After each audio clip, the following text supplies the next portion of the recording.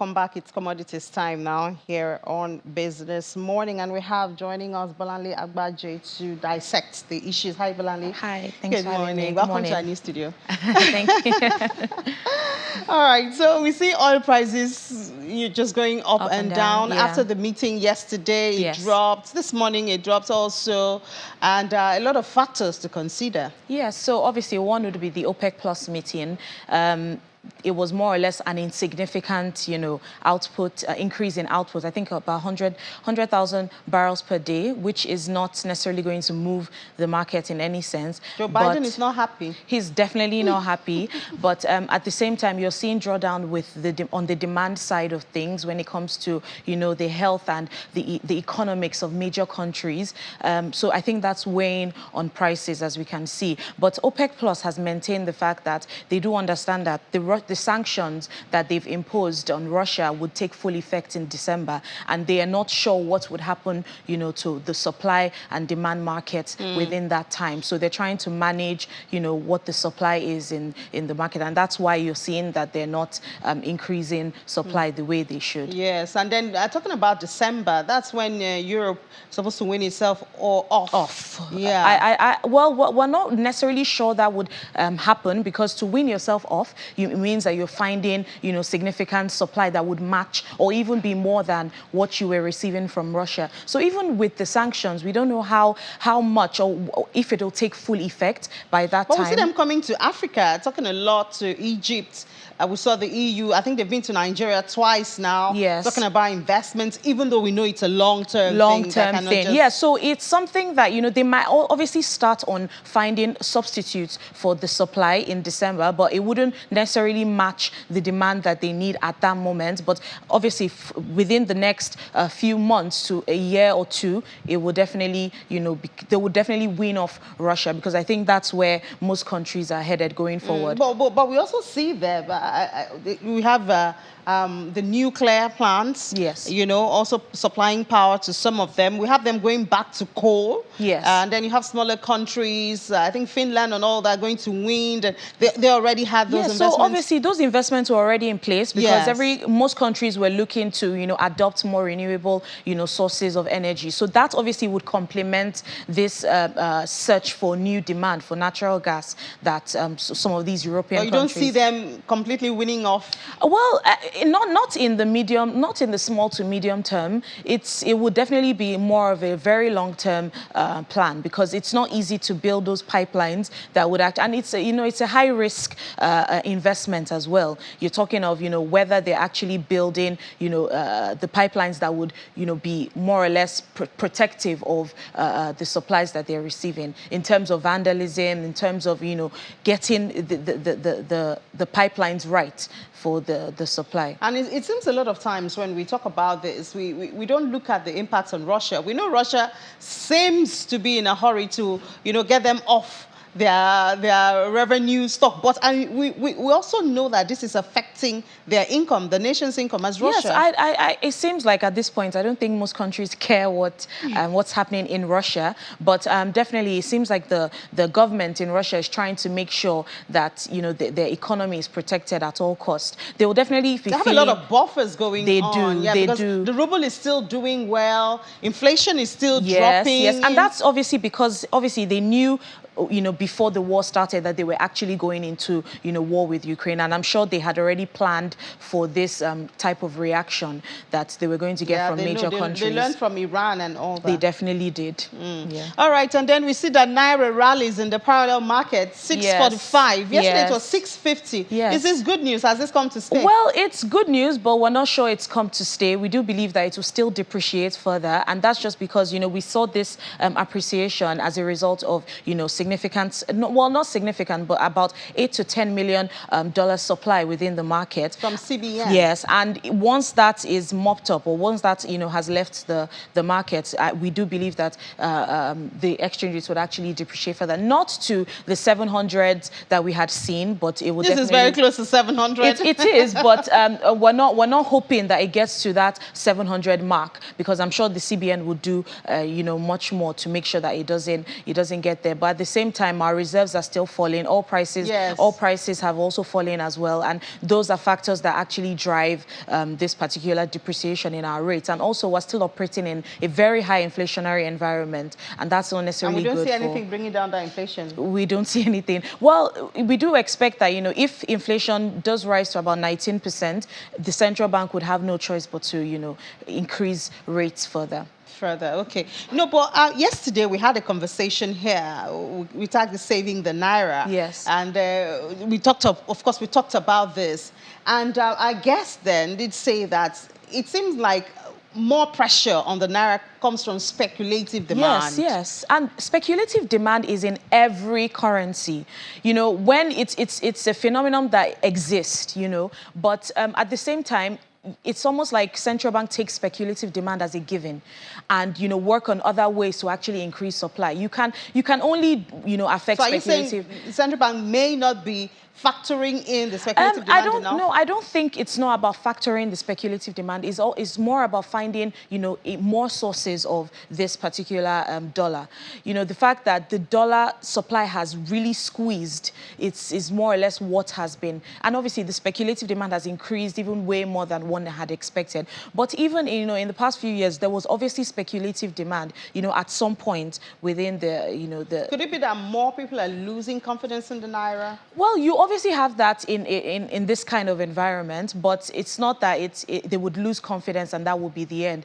You can obviously, the country can do much more to, increase or boost confidence within naira. And obviously, hiking interest rates would be one of them. Well, when you talk about increasing the dollar, I guess one thing would be non-oil exports. Yes. I mean, since oil price is going down now, even though it's still high compared to what we have in the budget. Yes. But, getting those non-oil exports will actually one major way. But that's also complicated when you look at the environment. Extremely complicated. But one good news that we have is actually on cocoa. I think our cocoa production is still ranging from about 240, 250, sometimes 260,000 metric tons per harvest season. But at the same time, we've seen a situation where Ghana and Ivory Coast have also they've implemented like a premium, $400 per any cocoa that is being sold from the from the country of origin, which is Ghana and Ivory Coast. And that is basically to just protect the farmers and alleviate some of those farmers from poverty. It's something that they've been going back and forth on, trying to create this price floor. But I think now they mean business, because if you're losing confidence amongst those farmers, then it will definitely affect the major source of revenue within those countries. At the same time, it means that the price of cocoa would, be set at about $2,600 per metric ton. I think one question that comes to my mind as we're talking about Ghana and Ivory Coast is, are we taking our cocoa sector seriously? I think so far so good we are, but we could be better, than what we're actually doing at the moment. Although you have, the major states, you have Ondo, Ogun, or some of these states that, Cross River, I think Cross River. Yes. They hamp down on the cocoa production, and they've done a good job at maintaining it compared to other commodities that we have the potential to produce. But definitely, there's much room to do much more. After all, before we spoke about oil, or before oil became the trending topic, cocoa was our major source of. Interestingly, we're going to have a conversation on cocoa, God willing, tomorrow. It's a very viable, very profitable, commodity. And it seems like you already have the existing farms. All they just need to do is invest more and leverage on the productivity of those farms, and obviously the value chain, and making sure that the quality. Chain, I think, is one thing that we may not have exploited at all. Yes. And if it's a situation where if new investors come into the market and they see the fact that this particular cocoa actually brings, significant profits to some of their pockets, I'm sure, they will. And obviously, those profits are secure. It's not a situation where, the government comes in and they try to, make sure that, it's very difficult for some of these cocoa farmers and producers to increase output. That's talking about uncertainty. Yes.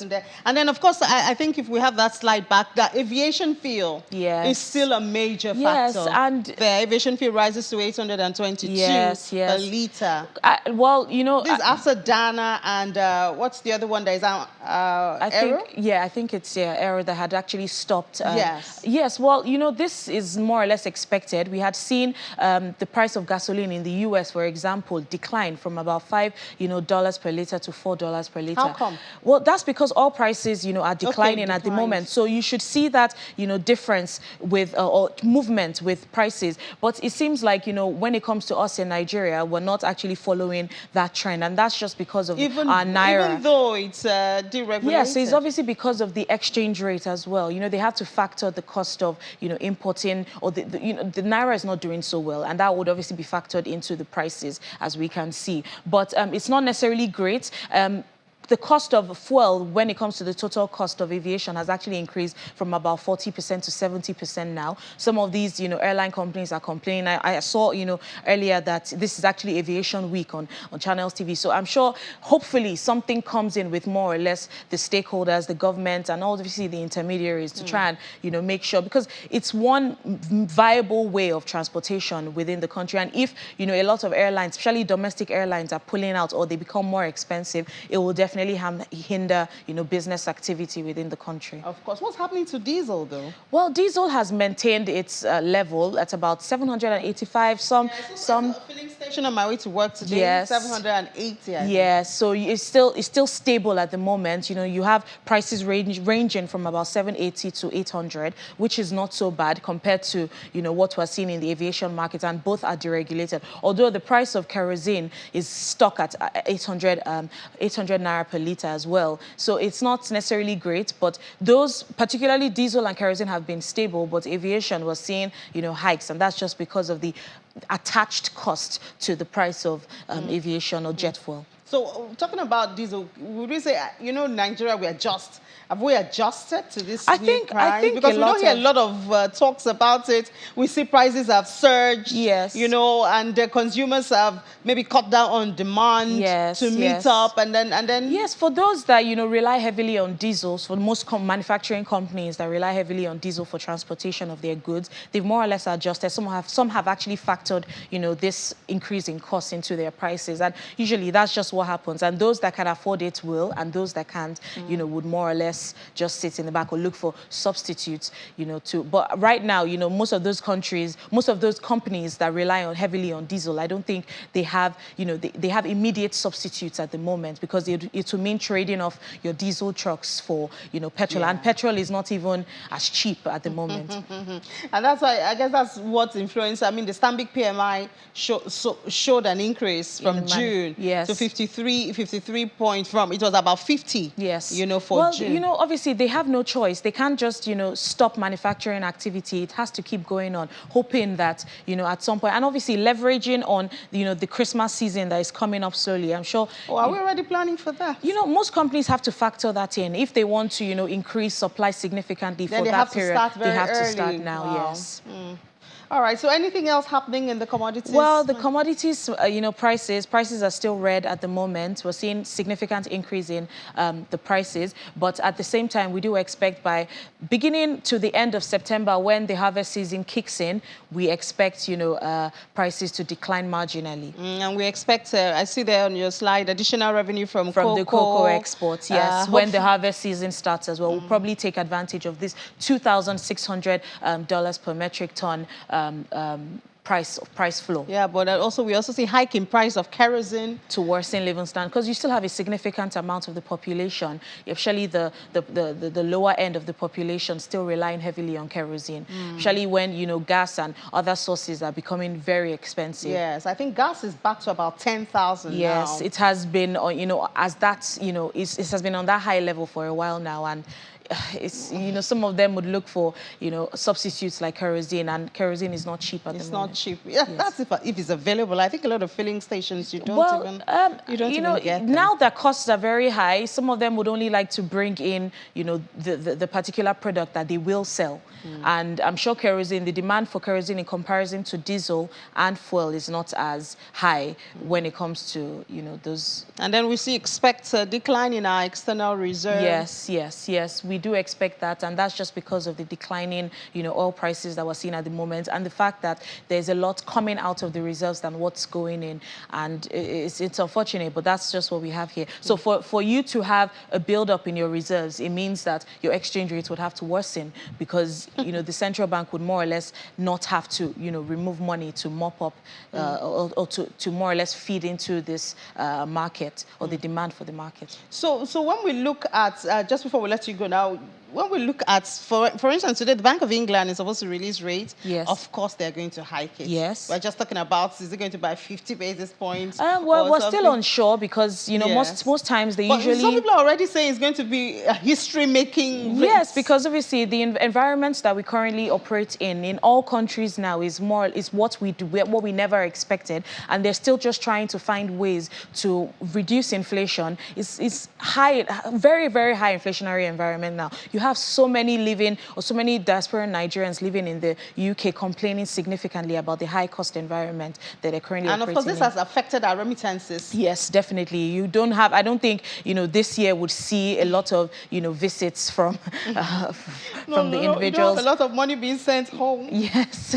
Not good news for a lot of people. It's not necessarily good news. All right. Thank you so much, Bolanle Agbaje, analyst with Financial Derivatives Company. Thank you for sharing your wide space of knowledge with us this morning. We do appreciate it. Thank you so much. Let's take a break now. When we come back, we'll head to the markets. This is Business Morning on Channels Television.